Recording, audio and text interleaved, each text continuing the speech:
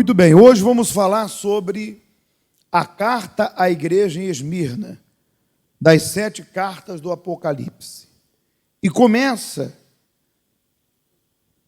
o apóstolo João escreve, e começa dizendo o seguinte: ao anjo da igreja em Esmirna, escreve essas coisas.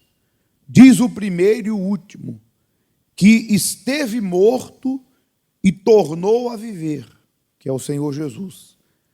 Conheço a tua tribulação, a tua pobreza, mas tu és rico.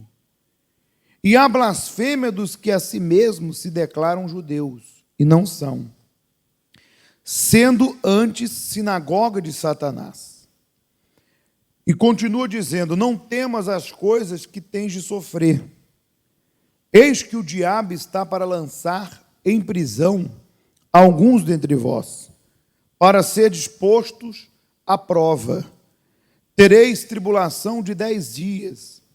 Ser fiel até a morte, e dar-te-ei a coroa da vida, que é a vida eterna com Jesus. Quem tem ouvidos, ouça o que o Espírito diz às igrejas. O vencedor, de nenhum modo, sofrerá o dano da segunda morte. Apocalipse 2, 8 ao 11. Vamos então aqui entender o estudo. Interessante notar que a igreja de Éfeso apresentou obras e foi censurada, enquanto a igreja de Esmirna aparentemente não apresentou obras e não foi censurada. Por quê? Porque Éfeso caracterizava quantidade e Esmirna qualidade. Esmirna estava sendo triturada pelas perseguições ou pela perseguição. E sem querer, os seus perseguidores faziam-na apresentar maior qualidade de obras. Ou seja, o caráter e sua fidelidade ao Senhor Jesus. São as tribulações que nos fazem crescer espiritualmente e formam em nós o caráter do Senhor. A tribulação está para o cristão, assim como o fogo está para o ouro. Quanto maior a tribulação, maior a purificação. A igreja de Éfeso não tinha tribulação, e em razão disso estava em perigo de morte, pois na sua autossatisfação espiritual, devido às suas obras, tinham abandonado o seu primeiro amor. As tribulações a que nos referimos são exclusivamente os sofrimentos que passamos por causa da fé cristã, como injustiça, calúnias, perseguições, difamações, desprezos, falsidade daqueles que fingem ser irmãos, zombarias, enfim, tudo aquilo que sofremos por assumirmos o quê? A fé cristã. Ponto. Vamos aqui fazer algumas observações. Deixa eu falar para você. Cada igreja do Apocalipse é um período da igreja cristã, depois que o nosso Senhor morreu, ressuscitou, soprou o Espírito sobre os discípulos e disse: ide por todo o mundo, pregai o Evangelho. E assim os apóstolos saíram espalhados pelo mundo. E através deles surgiu a primeira igreja, Éfeso, que perdeu o primeiro amor, e falamos sobre ela. Esse foi o primeiro período da era cristã, logo no início. Cada igreja é um período da era cristã. A igreja de Esmirna é o segundo período da era cristã. É o período dos mártires. É o período em que a igreja ela foi perseguida e os seus membros e também os pastores daquela igreja, eles foram levados para a arena. Quando você vê a história dos cristãos perseguidos, você vê cristãos sendo lançados na arena para enfrentar os leões. Cristãos sendo queimados vivos. Ou eles negavam a fé, os imperadores da época, romanos, perseguiram ferozmente, tinham os cristãos como uma praga e queriam de todas as maneiras acabar com os cristãos. E por isso prendia-os e obrigava eles a abandonarem sua fé. Do contrário, seriam lançados nas arenas, em shows, espetáculos, aonde eles eram devorados pelos leões, mas não negavam sua fé. Outros ou negavam a fé ou eram queimados vivos. E eles não negavam sua fé, preferiam enfrentar o fogo da fogueira. Ou seja, em momento algum, eles trocaram a sua coroa, a vida eterna com Deus, por conta daquelas lutas que enfrentaram. Preferiram enfrentar as lutas, mas permanecer com a vida eterna. Agora, toda essa luta que eles enfrentaram, os cristãos dessa igreja, Esmirna, significa mirra, que ao mesmo tempo é um perfume, mas é amarga. Esses cristãos dessa igreja, que foi o período da perseguição, o período em que a igreja mais foi perseguida, nessa ocasião das 7 cartas, esses cristãos estavam sendo perseguidos pela sua fé, porque amavam Jesus, porque se entregaram, porque serviam a Ele. Essa perseguição é exclusivamente demoníaca, do diabo, que usou os imperadores, usou até os falsos judeus para perseguir o povo de Deus. É diferente da pessoa estar sendo perseguida por problemas causados pelos seus pecados. Porque há uma grande diferença, você não pode confundir. Uma coisa é eu estar sofrendo perseguições, injustiça, perseguições, calúnia, defamação, preconceito, porque eu escolhi amar Deus acima de todas as coisas. Ele é o primeiro na minha vida. Então eu não quero mais aquela vida de injustiça, eu não quero mais a prostituição, eu não quero mais o adultério, eu não quero mais a mentira, eu não quero coadunar com o erro das pessoas aí fora. Eu quero seguir uma vida limpa com Deus. Eu quero seguir essa vida justa com Jesus. Então, porque eu não quero mais a vida suja, aqueles que outrora andavam comigo vão me perseguir. Porque dentro da minha casa, eu não quero ter parte com o pecado da idolatria, da feitiçaria, seja lá o que for. Aqueles que são da família e que estão no pecado vão me perseguir. Mas essa perseguição não vai me prejudicar, porque essa perseguição vai trazer grande peso de glória para a minha vida. Deus vai ser comigo, como disse o apóstolo, nem a morte, nem a vida, nem espada, nem fome, nem perseguição, nem coisa do presente, nem do porvir vai me separar de Deus, porque em tudo isso a gente vence, porque o Deus que está dentro de mim, a quem eu sirvo, Ele testifica, eu estou contigo, olha, isso aí vai passar, eu vou te dar a vitória, não abre mão da tua coroa, não abra mão da sua salvação. Então a pessoa permanece com Deus, porque ela tem consciência, eu não fiz nada para estar passando por essas lutas. Isso é porque o diabo quer a minha salvação, ele quer a minha alma de volta, ele quer me tirar de Deus, eu não vou largar Jesus. E a pessoa permanece com Deus, permanece na fé. Mas existem pessoas que elas hoje estão colhendo problemas, situações que nada tem a ver com fé cristã, nada tem a ver com servir Jesus.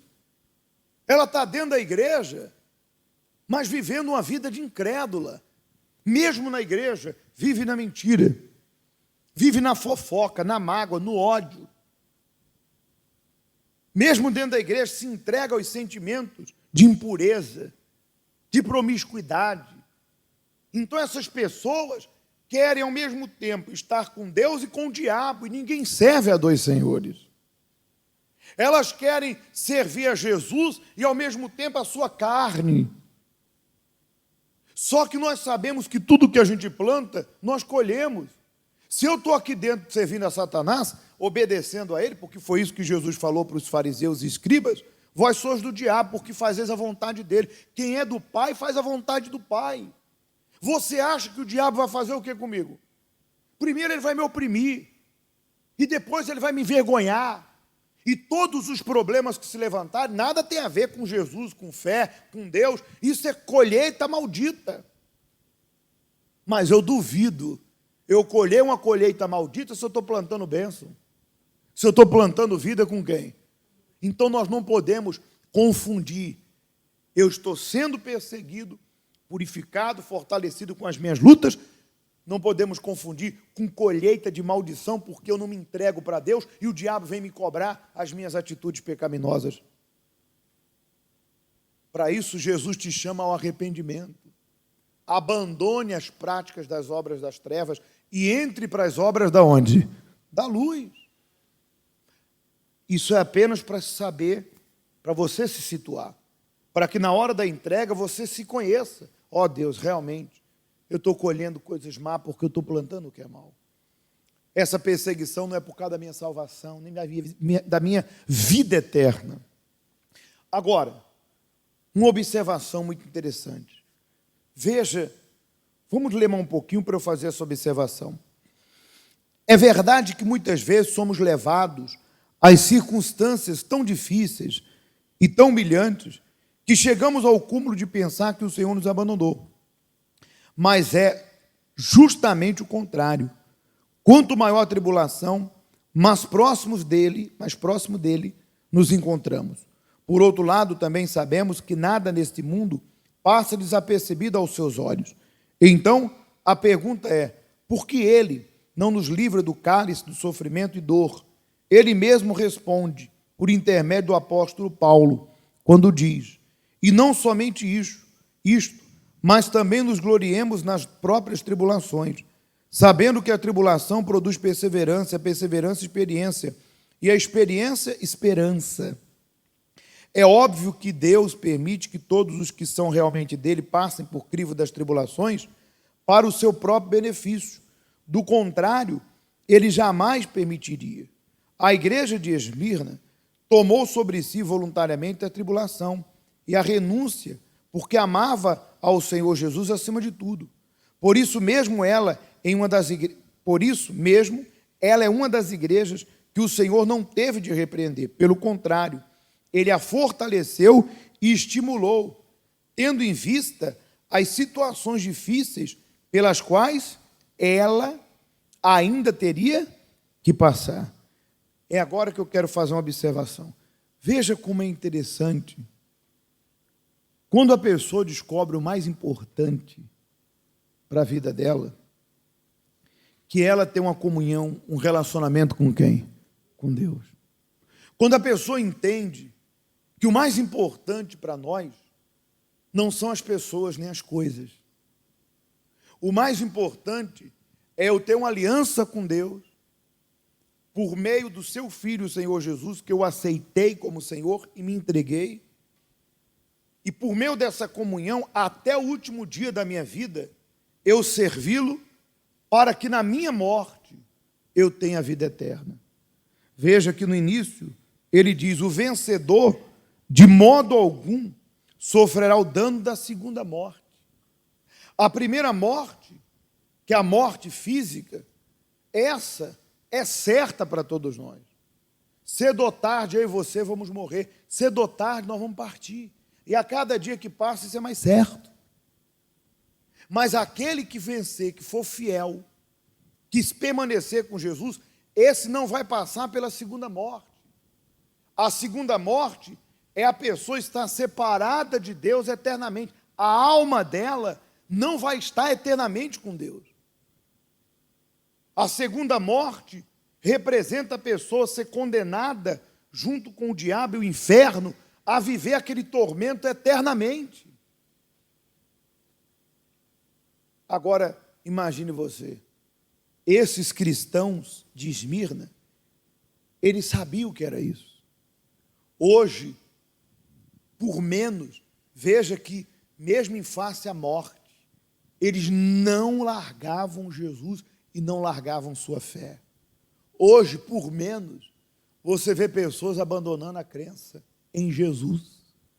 Pessoas que, por causa de um filho que fez uma besteira e separou da nora, ou por causa de uma filha que fez besteira e separou do genro.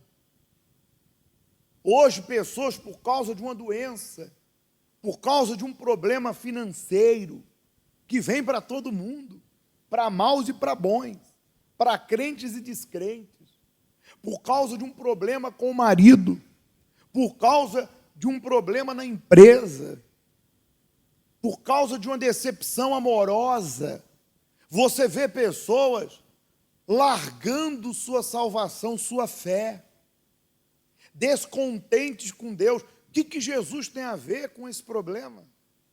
O que Jesus tem a ver se teu marido virou a cabeça, se teu filho virou a cabeça, se teu namorado, noivo, virou a cabeça? O que Jesus tem a ver? Deus não responde por eles, eles respondem por si próprios. Será que você não consegue enxergar o que Jesus fez por mim, por si naquela cruz, e qual foi o objetivo que ele veio morrer no Calvário? Mas não, pessoas ingratas, ingratas com Deus, e que por causa, como disse Paulo, eu até abri aqui o texto, Paulo disse aqui, ó, porque a nossa leve e momentânea tribulação, isso não é nada, produz para nós eterno peso de glória acima de toda comparação. O próprio Paulo disse, comparado ao que ele estava enfrentando naquela época, ele falou ali, isso é uma leve e momentânea tribulação, porque coisas piores os cristãos iam enfrentar. Então, pessoas que por causa de um problema, que se elas usassem a fé, venceriam, mas porque não permaneceram, largam Jesus e dizem, eu estou descontente por causa disso. Abrem mão da sua vida eterna. Hoje você tem a oportunidade de ter a Bíblia com você. Você tem a oportunidade de ter um lugar de culto. Nós temos países, atualmente, que a Bíblia é proibido. Países que os cristãos, para adorar a Deus, eles têm que adorar em sua casa, ou os cultos são feitos em locais secretos, porque eles são vistos como um problema para a sociedade. Pessoas que são coagidas a largar a sua fé. Muitas são até mortas por causa da fé, mas essas pessoas não abandonam a fé. Enquanto aqueles que estão aqui, tendo oportunidade de buscar Deus, livres, têm um livre direito de ir e vir na igreja, não valorizam a oportunidade que Deus lhe dá.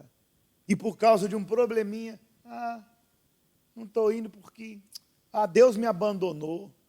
Como pode? Se se Deus entregou o próprio Filho, como Ele vai negar para mim e para si o mais importante? Então, essa igreja, esse período, foi o período aonde Deus disse, eu conheço a luta de vocês, conheço as batalhas, e que vocês têm sido fortes, e que vocês não têm negado a fé, na minha palavra. Ao vencedor, não permitirei que sofra dano da segunda morte. E ele diz, dar-te-ei a coroa da vida. Então agora, nesse momento que nós vamos buscar a Deus, baseado nesse tipo de fé, olhe para dentro de você e veja o seguinte, você tem sido esse tipo de cristão que está disposto a sofrer tudo pela tua salvação e não negá-la? Ou hoje, por qualquer coisinha, você fica indiferente com Deus e às vezes até deixa de vir na igreja? Se você reconhece que tem sido fraco na fé, agora você tem o momento de pedir perdão, se humilhar e pedir para o Espírito Santo entrar dentro de si, te dando essa devoção, essa força, essa intrepidez de nunca negar Jesus por absolutamente o quê? Nada.